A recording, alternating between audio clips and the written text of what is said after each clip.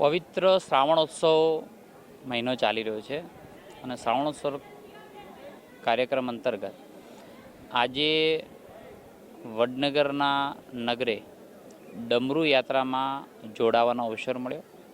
કીર્તિ તોરણથી લઈ અને તમામ ગળીઓમાંથી પસાર થતાં અનેક મંદિરોના દર્શન કરતાં આજે હાટકેશ્વર મહાદેવના સાનિધ્યની અંદર આ ડમરૂ યાત્રા સંપન્ન થઈ. અનોખો વાતાવરણ અને સવારની જ્યારે શ્રાવણ મહિનો ચાલતો હોય ત્યારે સવારના ડમરૂના નાદ સાથે જ્યારે યાત્રા નીકળી ત્યારે અનેક લોકો રસ્તામાં ઊભા રહી અને એને ગુલાર કર્યા. ડમરૂ યાત્રાને અનેક લોકો જોડાયા.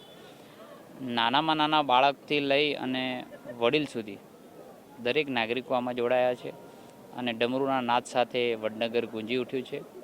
હું આ રોજ યાત્રા ચાલવાની છે. હું તમામ શ્રોતાઓને વિનંતી કરીશ કે આ ડમરૂ યાત્રાની અંદર આપણે પણ જોડાઈએ અને આવું સદભાગ્ય આપણે પ્રાપ્ત કરીએ એવી વિનંતી કરું છું.